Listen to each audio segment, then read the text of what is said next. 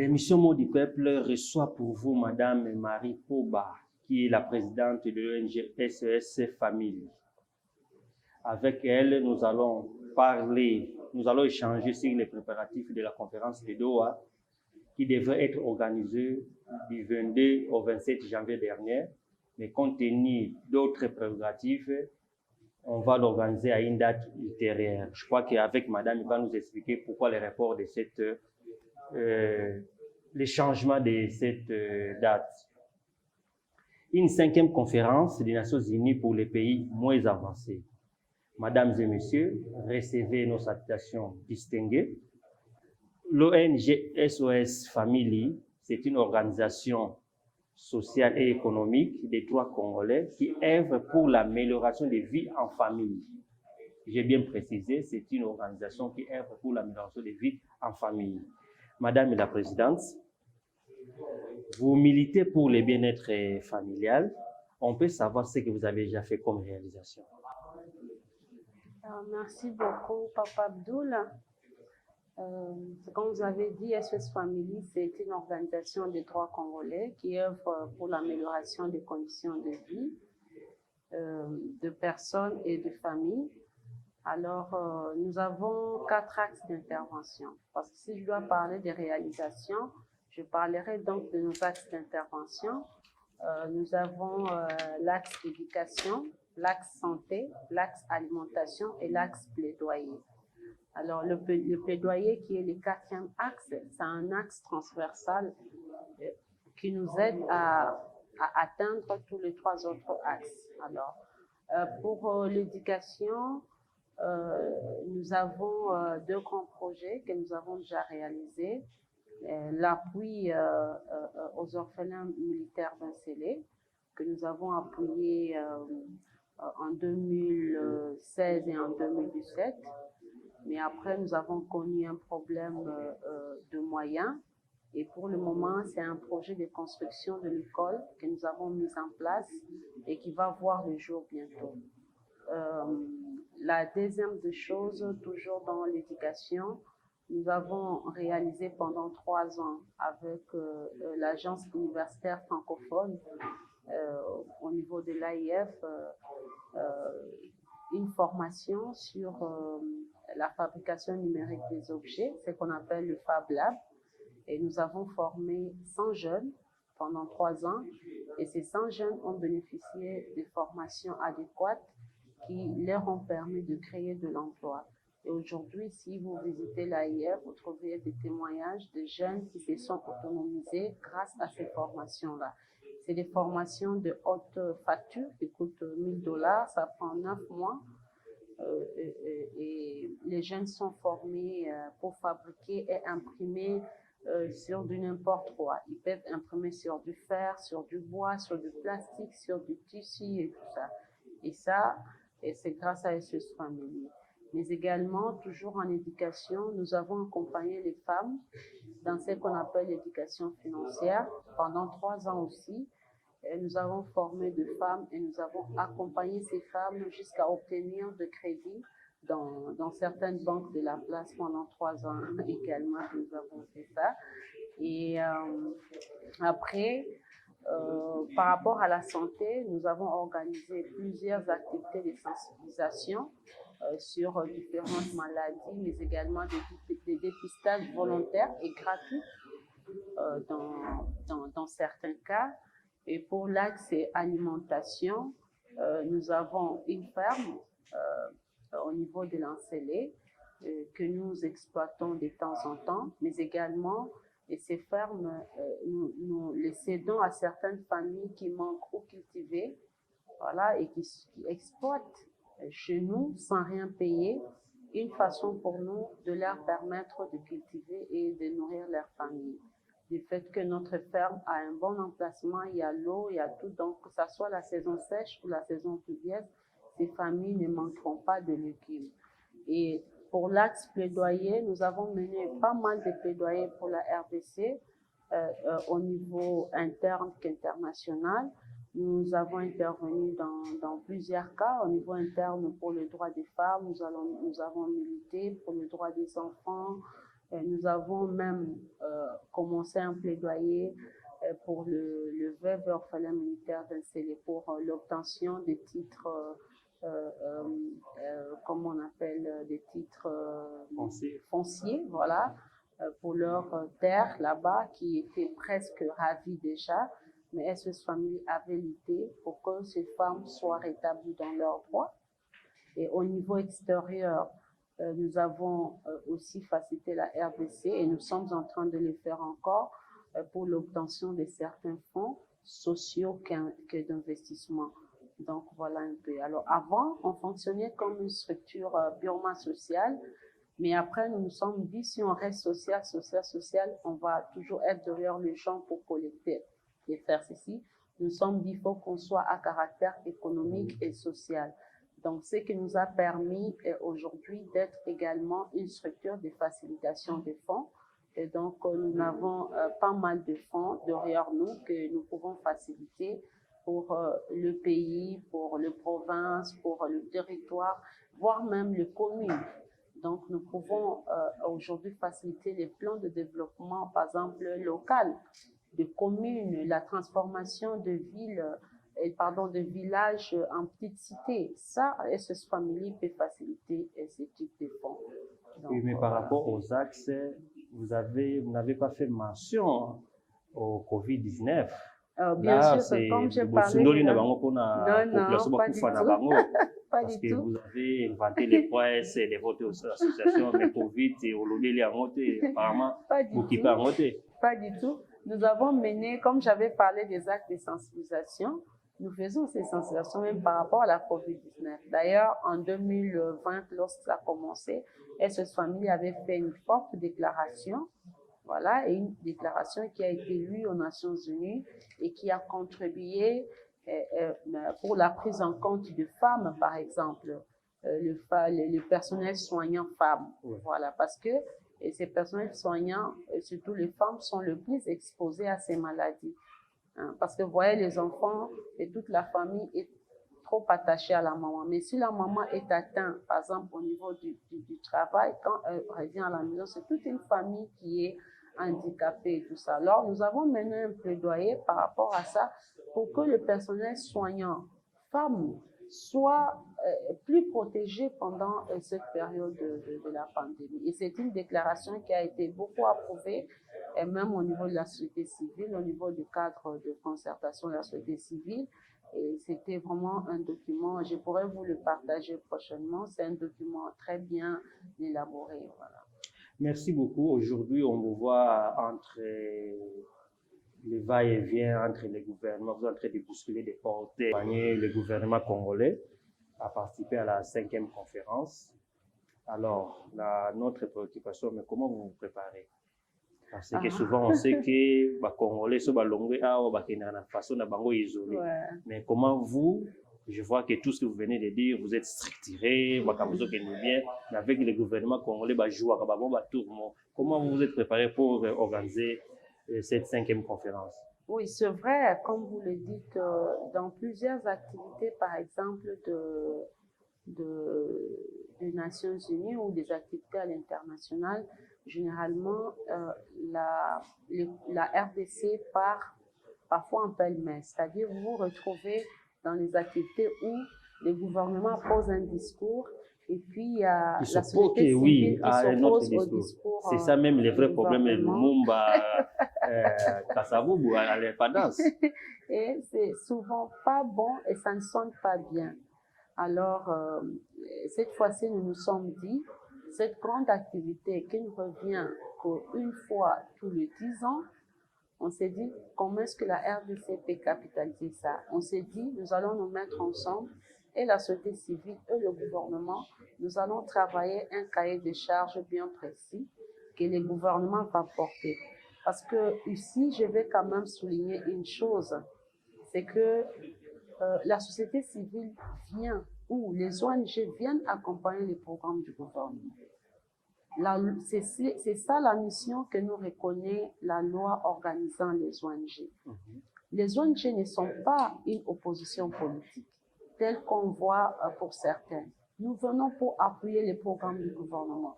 Et quand on dit appuyer le programme du gouvernement, ce n'est pas être d'accord avec tout ce que le gouvernement dit. Mais si, quelque part, la société civile n'est pas d'accord pour certaines choses, il y a une manière de revendiquer, il y a une manière de s'approcher du gouvernement et de dire que sur tel point, nous pensons que faisons des propositions. Moi, je pense que si les propositions... Est-ce qu'à chaque fois que vous faites des propositions, ça passe avec le gouvernement? Mais bien sûr. Nous avons, par exemple, proposé pour l'activité de Doha. Nous sommes allés voir le ministère des Affaires étrangères, qui est même le point focal des pays les moins avancés pour la RDC, à la direction des organisations internationales.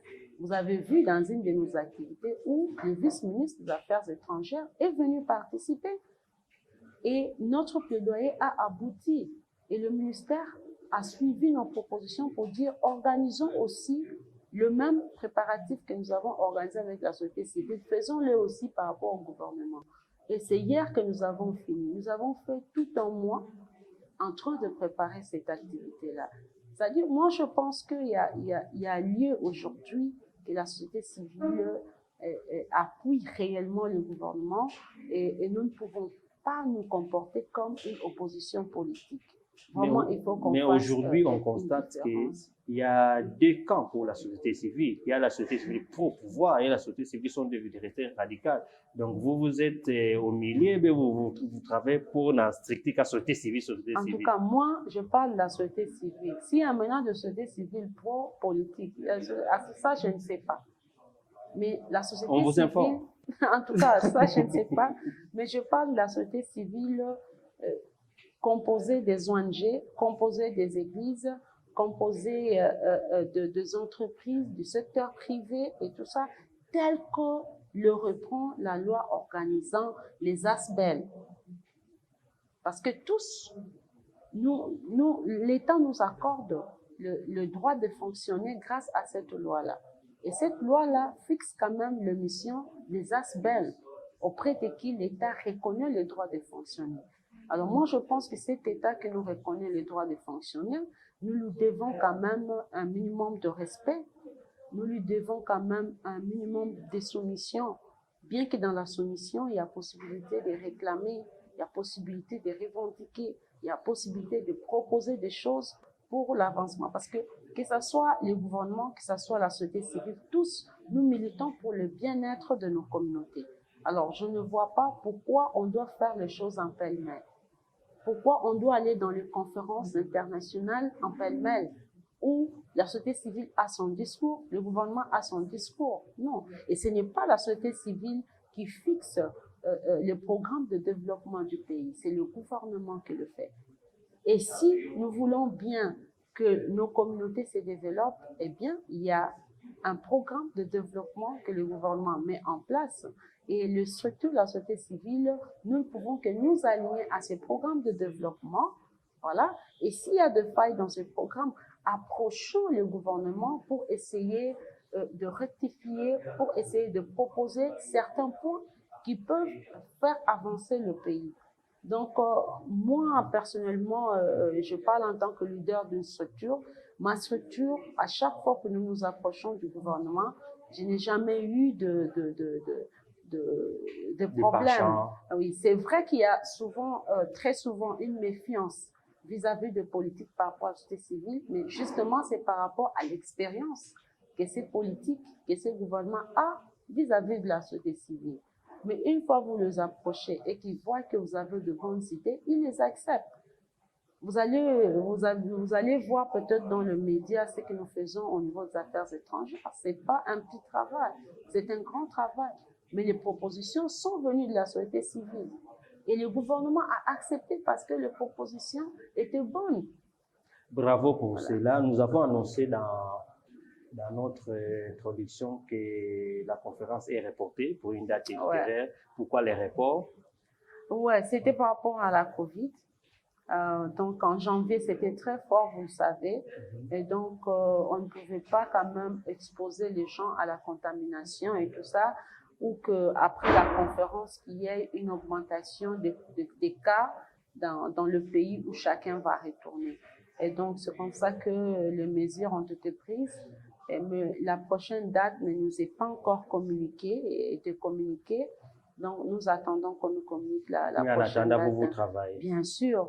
En attendant, d'ailleurs, ça nous a permis, parce que la RDC était un peu en retard dans le préparatif, et ces reports nous a permis de nous rattraper.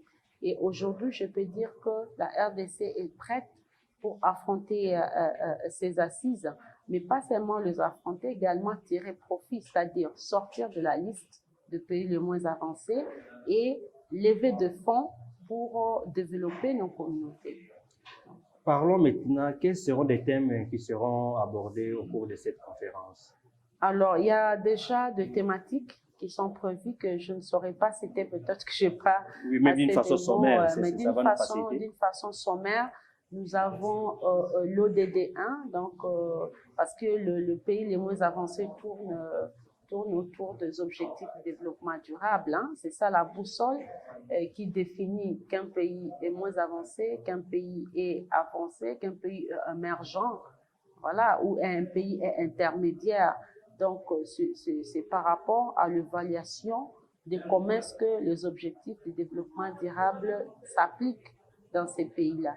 Alors, pour cette conférence, il y a des fonds qui ont été disponibilisés pour attaquer l'ODD 1 qui parle de la diminution, l'élimination de la pauvreté. Il y a l'ODD 9 et l'ODD 8. Voilà, l'ODD 9, c'est l'innovation, les infrastructures et tout ça là. Et donc, ce sont les 3 objectifs de développement durable qui seront sur lesquels les Nations Unies vont marteler pour cette fois-ci. Et la RDC est très bien préparée. Il y a déjà de commissions qui ont été mises en place, hier d'ailleurs, parce que c'est hier qu'on a clôturé les travaux au niveau du ministère des Affaires étrangères. Et donc, il y a des commissions qui sont déjà mises en place, une extérieure avec le bailleur de fonds et l'autre avec nous-mêmes ici, avec le fils du pays. Et donc, nous allons coordonner. Et cette commission ne va pas s'arrêter seulement aux assises de Doha. C'est une commission qui va accompagner la RDC pendant toutes les 10 années jusqu'à la prochaine participation de la RDC à la 6e conférence. Et donc, cette commission va rester permanente pour des évaluations, pour voir ce qui marche. Et c'est cette commission qui va permettre qu'après un certain temps, qu'on dise que la RDC sort de la liste. Parce que sortir de la liste, c'est un processus. C'est après 3 ans que les Nations Unies évaluent les avancées de certains points liés aux objectifs de développement durable. Pensez-vous qu'une fois que vous gagnez cet argent-là, avec l'esprit de nos politiques, ils vont faire le travail sur le terrain? Oui, le travail sera fait sur le terrain. Ça, c'est votre avis, mais ce n'est pas l'avis du gouvernement. Non, ça sera l'avis du gouvernement. Parce que si nous avons proposé des choses et qu'ils nous ont écoutés, c'est-à-dire cette fois-là encore, ils vont nous écouter davantage. Donc, le fonds qui seront là, la commission qui est mise en place, est composée, comme je disais, de personnes extérieures. Donc, l'œil des investisseurs, l'œil de propriétaires de fonds que nous allons lever, et il y a aussi l'œil de la société civile au niveau du pays et aussi du gouvernement. La grande difficulté, donc, si les régimes changent, tout change. Non, les régimes changent, mais les commissions resteront. Les commissions vont rester, mais avec Panabatu, Kakao et Boussalaki. Ils vont imposer d'autres personnes qui ne maîtrisent pas les enjeux et puis Boubané dit la Je ne pense pas. Je ne pense pas parce que c'est pourquoi on n'a pas voulu que les décisions soient seulement locales. Mais il y a aussi une commission extérieure. Et la commission extérieure doit être d'accord avec les choses qui seront décidées à la commission nationale ici. Donc, je pense qu'on va faire... Donc, de nos erreurs, nous avons appris et nous avons canalisé une stratégie qui va nous permettre de réaliser au moins 80% de ce qu'on aura prévu de faire. Parce que c'est difficile peut-être de réaliser les 100%, mais si on atteint ne serait-ce que 80% de ce qu'on pourra faire, je pense que ça va aider le Congo. Je vais quand même soulever un point. Vous savez, la RDC était un pays émergent à l'horizon 2025, alors que le Cameroun est un pays émergent à l'horizon 2032. Mais imaginez que c'est depuis 2020, le Cameroun a quitté la zone A où nous étions tous, alors que 2025, c'est demain. Mais 2032, c'est encore loin, mais le Cameroun est en train de migrer vers la 3e liste pour être un pays émergent. Donc, nous dormons un peu là. Nous dormons un peu. Et c'est pour cela que j'ai dit, vous militez pour que la République démocratique du Congo sorte de la liste des pays moins avancés, mais avec les pays des Fachi, est-ce que Makamburuta l'a bien? Non, moi je pense que la volonté est là. La volonté? Oui, la volonté est là. Parce que tous, nous étions sur la salle là en train de préparer les actes. Tous nous sommes Congolais là. C'est-à-dire que si les Congolais peuvent se réunir, pendant nos travaux, il n'y a pas eu de liste, hein? Il n'y a pas eu, s'il y a eu des listes de présence, c'est pour acter la présence de chacun, mais il n'y a pas eu de perdième. Alors, chaque Congolais qui quittait sa maison avec son transport à lui, avec son temps, avec tout, venir faire 4 heures, 5 heures du temps aux affaires étrangères pour travailler, moi je pense qu'il y a déjà des avancées. Parce que de tels ateliers ne se faisaient avant que si on doit payer les gens. Mais quand les Congolais se sacrifient comme ça, viennent avec leur propre transport pour faire 5 heures du temps dans un travail, moi je pense qu'il y a quand même des choses qui changent et nous devrions maintenant commencer à encourager quand même, à nous encourager nous-mêmes lorsque nous voyons qu'il y a une progression dans certaines choses. Mais en RDC, il ne manque pas de propositions.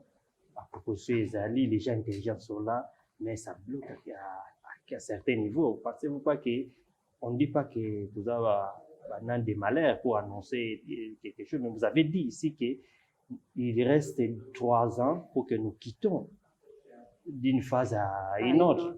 Mais jusque-là, nous dormons. C'est pourquoi maintenant nous nous sommes réveillés. Donc là, on dort. Vous pensez-vous que dans 3 ans, on peut bouger des choses? Bien sûr, bien sûr. Les Cameroun avaient commencé la procédure en 2017, en 2020, il est sorti de la liste. Aujourd'hui, il peut se permettre d'organiser des activités internationales telles que, c'est quoi, la CAN, la CAN, vous voyez. Donc, c'est vraiment des avancées significatives. Voilà, alors que nous, déjà, avec le jeu de la francophonie ici, heureusement qu'on a reporté ça, mais tel que les choses avançaient là, je ne pensais pas que ça pouvait se réaliser. Donc, tout est possible. Merci beaucoup. Nous tendons vers la fin de notre émission. Brièvement, vous expliquez aux Congolais quelles seront des retombées. Il y a Babilo qu'on a dit non là parce que au lobby ba français belé, mais Congolais n'gaïba soki bokei mbongo wana yé bango ba bénéficier nani parce que ici le vrai problème c'est les social. Les retombées sur le plan social de Uzalani d'abord. Brièvement. Kasi yango to lobby que parce que ba retomber sur le plan social ezalaka problème na makoki parce que beaucoup ça ba prévision mais sur ba prévision bosali ezo correspondre hein na ba besoin aux populations zanango il faut que nous reluka makoki wana na ndenge mususu nde makoki wana tozo kende koluka na ndenge mususu voilà nde na lobaki toza na ba objectif de développement durable misato bisika oyo ceux qui bâtissent bas moyen, la communauté internationale et bas moyen. Maintenant, ils ont la capacité à mboka na mboka à que nous puiser na bas moyen wana. Ba stratégie ni mboka na mboka zotia na kati pour appuiser na kati ya bas moyen wana pour que attirer bas partenaires vers lui. Les biloko on a to fandeli presque pendant 2 mois na affaires étrangères to fandi poto kanisa to lukato yeba le lengeni RDC akoki kokende koposer na kati pe tozwi ba stratégie wana tozotia yango en place nde na lobi ba commission mibale esalemi moko ya biso na mboka na kati ya mboka moko eza ya bandeko ya libanda voilà donc biso na bandeko ya libanda toko communiquer état de besoin oyo RDC aza nango par rapport ya ba disponibilité oyo ezali pour que to bénéficier na mbongo wana kota na mboka pour ce kotali ba ODD wana ezaka social eza makambo ya élimination ya pauvreté eza makambo ya ko créer misala eza makambo ya kotonga banzela eza makambo ya ko appuyer ba école donc eza makambo vraiment o etali social alors c'est vrai que na mokolo lelo eza pasi makasi pona ko convaincre Congolais na ba discours to na makambo mosusu me nga namoni tozosala mosala nga mutu nazoloba naza politicien te nga moko naza petit peuple mais biso petit peuple tokoti makambo wana de manière que biso nde toyebi mpasi na biso moko tokende mpe toyeba eloko nini tokosala pour que makoki eya na mboka ntango makoki wana eye nde vraiment tokozala exigeant na l'état mpona koyebisa ye ke makoki yo okokaki kozwa te biso tofongoli yo ozwi yango awa tokosala boye awa tokosala boye awa tokosala boye. Merci beaucoup. Nous sommes arrivés à la fin de notre émission. Nous laissons la parole à Madame Marie Poba pour dire les mots du peuple.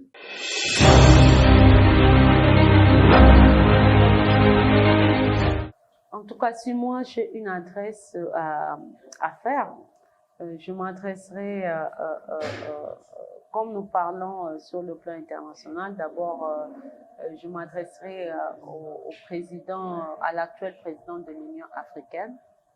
Et donc, félicitations déjà, ils ont double brassard. Hein. Oui. Ils ont eu la primature de l'Union africaine, mais également la Coupe d'Afrique. Et donc, moi, je pense qu'il faut que l'Union africaine puisse s'impliquer pour que les Nations Unies nous fixent la nouvelle date de ces assises, parce que c'est beaucoup plus les pays africains qui sont concernés par ces activités de Doha. C'est là qu'il y a plus de pays le moins avancés, et avec le contexte Covid ici, c'est pas facile pour les pays africains de sortir de la crise, bien que nous sommes en train de nous battre. Alors, aller lever de fonds à Doha, c'est l'idéal. Je pense que pour le moment, pour combler certains vides dans nos pays, et puis envisager déjà s'il y aura d'autres vagues qui vont s'ajouter ou venir, parce que moi, je pense qu'on va apprendre à vivre avec cette infection ici.